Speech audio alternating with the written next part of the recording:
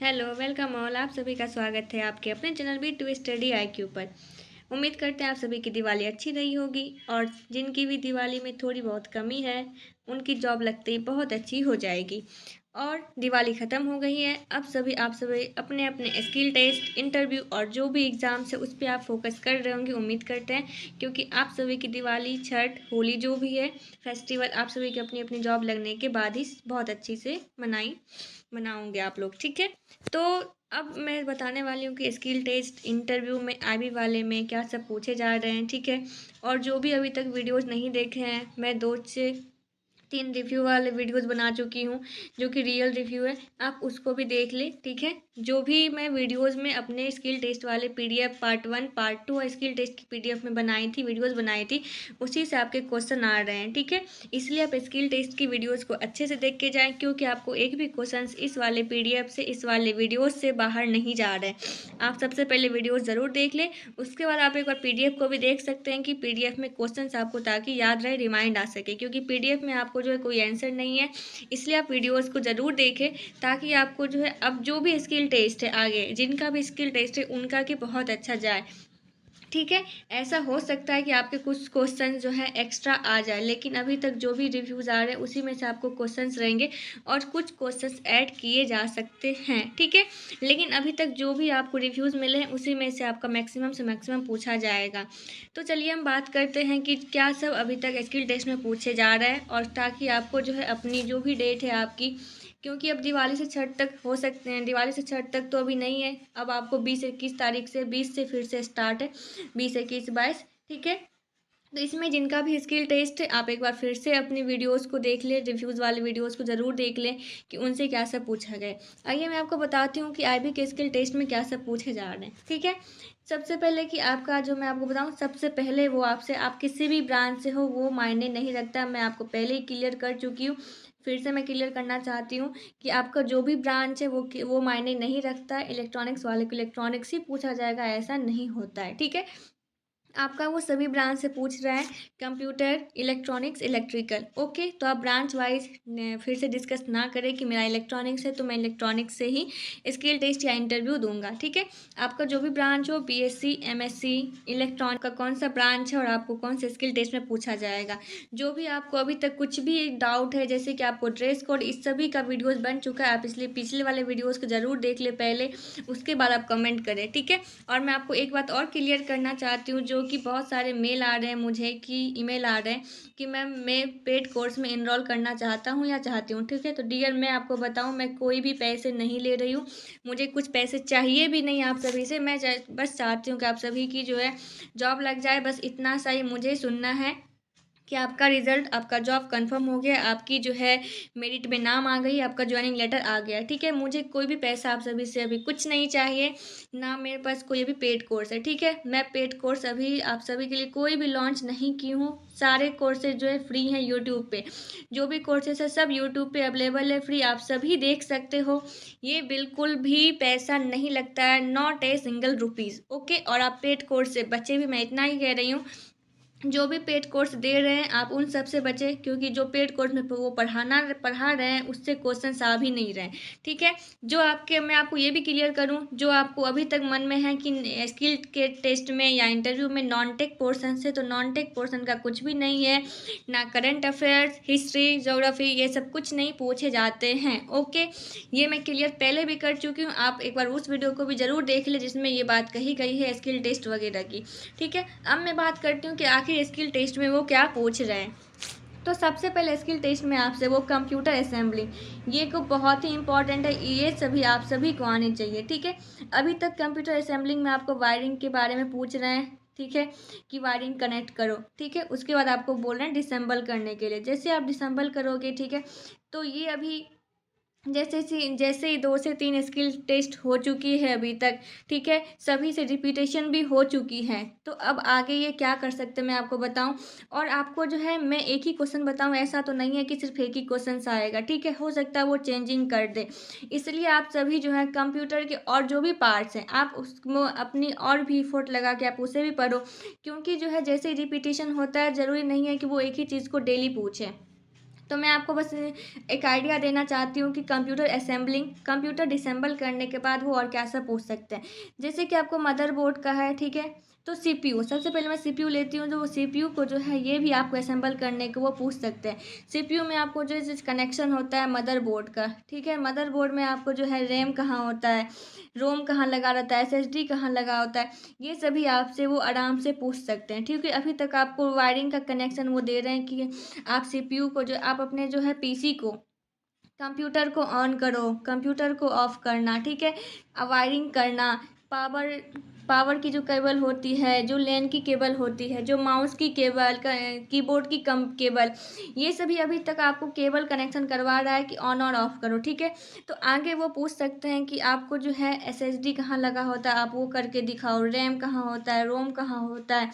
ठीक है, उसके बाद आपसे वो पूछ सकते हैं जो एसएमपीएस होती है वो कैसा है, एसएमपीएस का फैन। ठीक है, तो इस टाइप से वो आगे क्वेश्चंस वो पूछ सकते हैं, क्योंकि आप जो है सिर्फ इजी वाले क्वेश्चंस पे बिल्कुल भी डिपेंड ना रहे। ठीक है, हो सकता है वो जो है आने वाले स्किल टेस्ट वाले में थोड़ा सा मॉडरेट कर दे। ठीक है, इसलिए आपको जो है अपनी तैयारी इजी टू हार्ड करके रखनी है, ताकि आपसे वो कुछ भी पूछे आप उसे बता सको।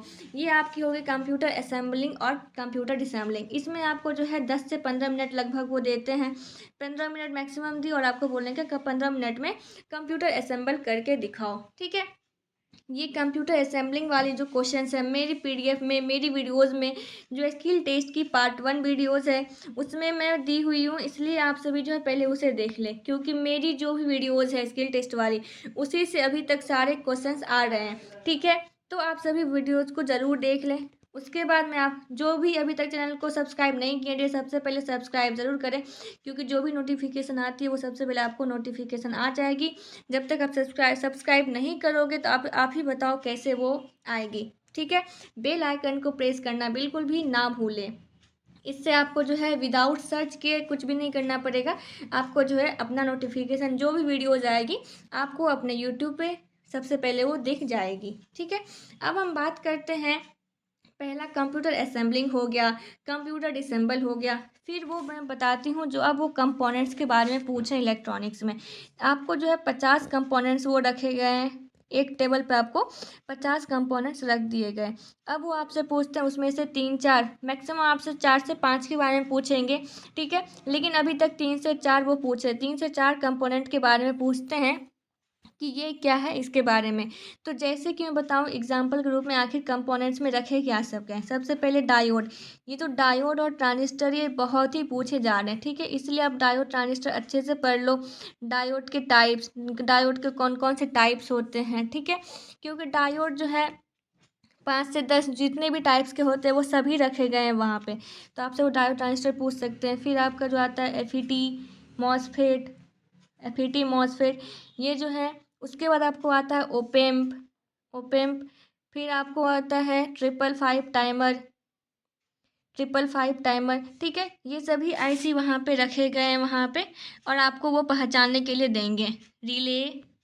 रिले ट्रांसफार्मर में भी टाइप्स होते हैं। ठीक है, जैसे ट्रांसफार्मर आपसे वो अगर पूछे, जो आपने बता दिया हाँ ये ट्रांसफार्मर है, तो आपसे वो पूछ सकते हैं बेशक आगे क्वेश्चन कि आप कैसे पहचानोगे ये स्टेप अप है या कैसे पहचानोगे स्टेप डाउन है। ठीक है, ये सभी जो है आपको जो है स्टार्टिंग में वो थोड़ा सा इजी पूछते हैं। ठीक है, लेकिन जब जैसे ही आपको आने वाले दिन में स्किल टेस्ट होगा और भी हो सकता है वो थोड़ा सा टफ कर दें, लेकिन अभी तक तो वो इजी ही पूछ रहे हैं। ठीक है, लेकिन आप अपनी जो है थोड़ी सी हार्ड भी ज़रूर पढ़ के जाए, उसके डीपली नॉलेज आप थोड़ा सा रखें। ये आपके होगा कंपोनेंट्स। इस कंपोनेंट्स में वो क्या करते हैं, आपसे वो रख देते हैं साइड, इतने सारे कंपोनेंट्स में वो खुद ही अलग करके रख देंगे और पूछेंगे कि बताओ ये क्या है। अब आपको बताना है वो डायोड है या ट्रांजिस्टर है या ट्रांसफार्मर है कि क्या है। जब तक आप पहचाने नहीं रहोगे आपको पहचान कैसे आएगी, आप ही बताओ। रेसिस्टर है तो कौन सा रेसिस्टर का टाइप से, ये जो भी चीज़ें यहाँ पे कंपोनेंट्स दी गई है सारे की सारी आपको मेरी वीडियोज़ में मिल जाएगी स्किल टेस्ट वाले में, इसलिए आप उस वीडियोज़ को ज़रूर देख लीजिए, वो आपके लिए बहुत ही बेनिफिट रहेगी। ठीक है, ओके। तो अब मैं बताती हूँ, जैसे कि आपको वो ट्रांजिस्टर दिए, ट्रांजिस्टर में आपको जो है पीएनपी एनपीएन ये भी आपसे वो पूछते हैं, पीएनपी कौन सा है और एनपीएन कौन सा है। इस सभी का जो नंबर सीरीज होता है, नंबर सीरीज बताया गया है वीडियोज़ में, आप वहाँ से देख ले। जो पीएनपी कौन सी ट्रांजिस्टर की सीरीज़ वाली होती है और एनपीएन किस सीरीज़ वाली की नंबर कौन सी नंबर वाली सीरीज़ होती है, जिससे कि आप पहचानोगे पीएनपी कौन सी है, एनपीएन कौन सी है। मेरी वीडियोज़ में मैं बताई हुई हूँ कि कौन से नंबर को आप पीएनपी बोलते हो और कौन से नंबर वाले को एनपीएन बोलते हो, ठीक है। तो ये आपकी हो गई कंपोनेंट जब आपको पहचानने के लिए दिया जाता है। आपसे जो है वहीं पे थोड़ा सा कंपोनेंट्स के बारे में नॉलेज पूछ लेते हैं कि पीएनपी कैसे पहचानोगे, एनपीएन कैसे पहचानोगे। जैसे कि रेसिस्टर आपको दिया, ठीक है, रेसिस्टर आपने बता दिया कि ये रेसिस्टर है, ठीक है। फिर वो बोलेंगे कलर कोडिंग से आपको रेसिस्टर की वैल्यू बताना। तो कलर कोडिंग मैं बताई हुई हूँ, एक बार आप फिर से देख ले। कलर कोडिंग से आपको रेसिस्टर की वैल्यू बतानी होगी, ओके। तो अब आप बोलेंगे इसे चेक करो कि आपका जो वैल्यू है क्या वो सही है। तो आप बताओ चेक कैसे करोगे? मल्टीमीटर से। तो मल्टीमीटर में आपको जो है पता होनी चाहिए कि हम मल्टीमीटर के नोब को कहाँ पे रखेंगे तो रेसिस्टेंस का वैल्यू दिखाएगा, ठीक है। तो एक बार वो जो है पहले आपसे वो खुद से पेन के थ्रू अपने एनालॉग में निकालवाएगा कि पेन के थ्रू बनाओ रेसिस्टेंस की वैल्यू आपको कितनी आई है। फिर वो बोलेगा कि मल्टीमीटर से चेक करो कि वैल्यू कितनी आई है। तो दोनों सेम होनी चाहिए चेक करने के बाद भी, और आप जो निकाले हुए हो वो भी। तो इस टाइप से वो कंपोनेंट्स के बारे में पूछ रहे हैं कि कौन सी कंपोनेंट्स को आप पहचानते हो, कौन सी कंपोनेंट्स को आप नहीं पहचानते और उसके बारे में जो है नॉलेज कितनी है, ठीक है। यही कंपोनेंट्स के बारे में वो पूछ रहे हैं। अब मैं आगे बताती हूँ कि वो और क्या पूछ रहे हैं। वो नेक्स्ट आपसे पूछ रहे हैं इलेक्ट्रिकल वाले में बल्ब का कनेक्शन, ठीक है। ये भी मैं वीडियोज़ में बनाई हुई हूँ, इसलिए आप उस वीडियोज़ को ज़रूर देख लें। इसलिए मैं एफोर्ट डाल रही हूँ, आपको फोर्स कर दूँगा आप उस वीडियोज़ को देखें, क्योंकि जो भी अभी तक स्किल टेस्ट में पूछे जा रहे हैं, चाहे वो कंप्यूटर असेंबलिंग करना हो या डिवाइस कंपोनेंट्स को पहचानना हो या बल्ब कनेक्शन हो, जो भी आपसे अभी तक पूछा जा रहा सब कुछ उसमें मैं वीडियोज़ में बताई हुई हूँ। इसलिए मैं बोल रही हूँ कि आपका कुछ भी क्वेश्चंस ना छूटे, ठीक है। इसलिए आप उस वीडियोज़ को ज़रूर देख लें। बल्ब कनेक्शन में जो है आपसे वो बल्ब का पूरा कनेक्शन भी करवा सकते हैं कि पूरा आपको जो करना है मेन बोर्ड के थ्रू कनेक्शन कैसे होता है, ठीक है। इसके लिए आपको क्या सा पढ़ना है मैं आपको बताऊँ, थोड़ा सा हिंट्स देती हूँ, थोड़ा सा बताती हूँ। जैसे कि आपको जो है टू वे स्विच, इस टू वे स्विच में आपसे वो अच्छे से जानना चाहते हैं कि टू वे स्विच जो है आखिर काम कैसे करता है, ठीक है। तो टू वे स्विच का आप कोई भी एक वीडियोस देख लो कि इसके पीछे का कनेक्शन क्या होता है। अगर आपके पास कोई प्रैक्टिकल करने की कोई स्विच है आपके घर में, तो आप उससे भी देख सकते हो वायर कनेक्ट करके टू वे स्विच आखिर काम कैसे करता है, ओके। एक से आपको जो है मैं आपको एक और क्वेश्चन बता रही हूँ जो कि पूछा गया है स्विच बोर्ड कनेक्शन, ठीक है। स्विच बोर्ड कनेक्शन आपके वो दे रहे हैं, आपको बोर्ड में जो है पूरा कनेक्शन मतलब 5 स्विच था, 5 ये थे 5 स्विच, और आपको जो है पांचों स्विच जो है बोर्ड में लगा हुआ था, ओके। बस आपको करना क्या था, आपको वायरिंग करनी थी। वायरिंग कहाँ से करनी थी, तो मेन बोर्ड से आपको जो है कनेक्ट करना था। ये सभी जो है जिसमें चेंज लगाए हम बल्ब लगाए फैन लगाए वो ऑन होना चाहिए और ऑफ होना चाहिए, ओके। तो आपको जो है वायरिंग करना भी आना चाहिए।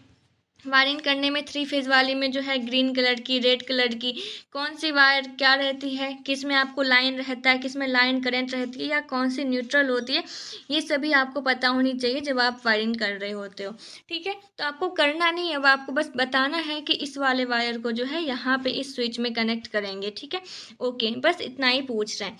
नेक्स्ट वो पूछ रहे हैं जो RJ45 का कनेक्शन है, ठीक है। RJ45 का जो कनेक्शन होता है वो कैसे आप करोगे, आप करके दिखाओ, आपको वहाँ पे करके दिखाना है।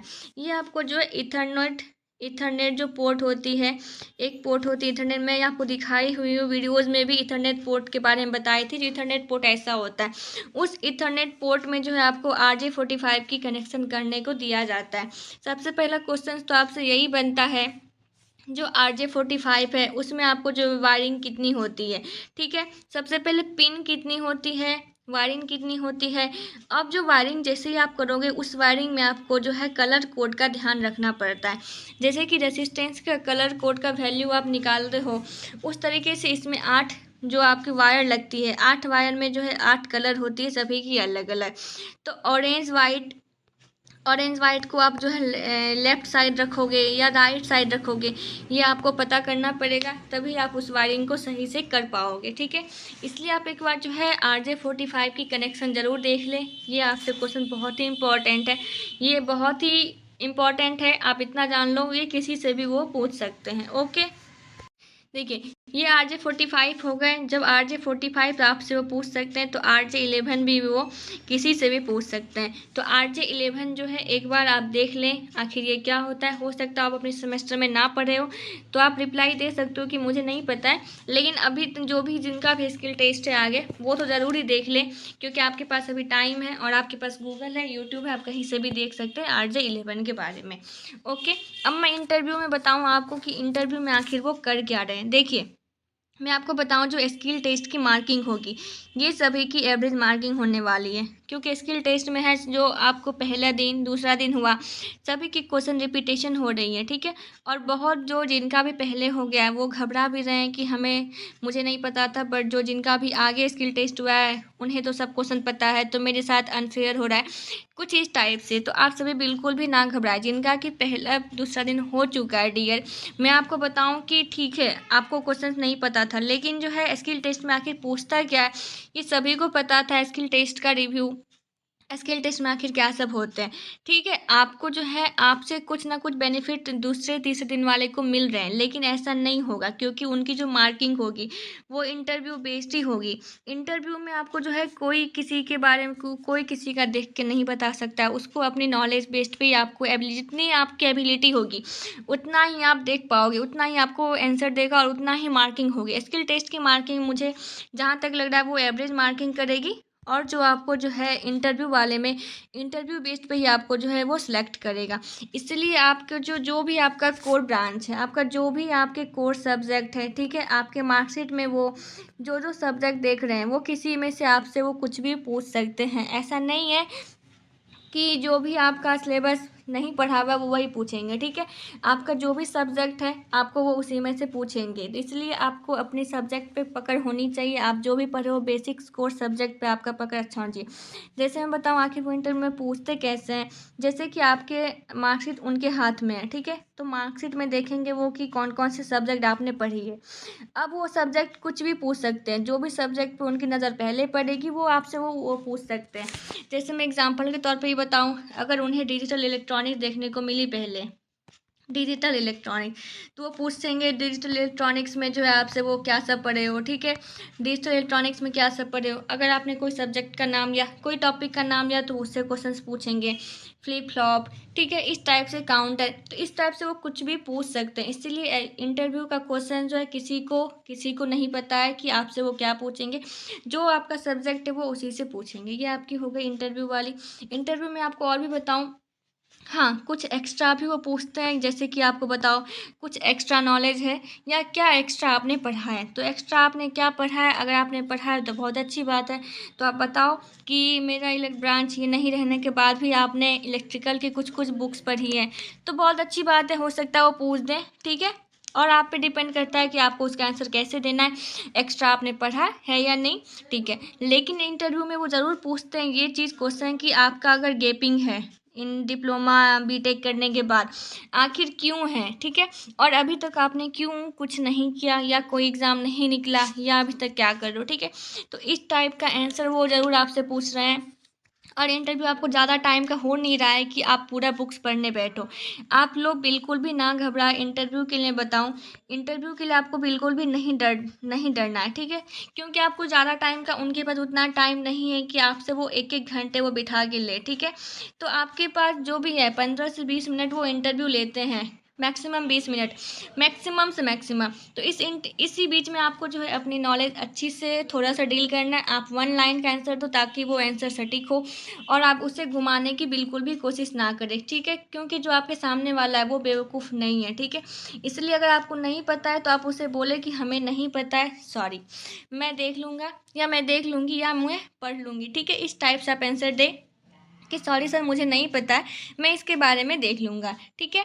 क्योंकि आप उसे घुमाएं नहीं, ये आपके लिए बहुत ही अच्छा रहेगा। जो भी आपको पता है सीधा सीधा आंसर दे, हमें ये आता है, हाँ ठीक है, नहीं आता है तो बात ख़त्म, ठीक है। क्योंकि जो आपको वो ले रहे हैं इंटरव्यू, आपका बस वो नॉलेज देख रहे हैं, आपकी वो एबिलिटी देख रहे हैं, और आपसे वो देखना चाहते हैं कि आप उसे हैंडल कैसे करते हो।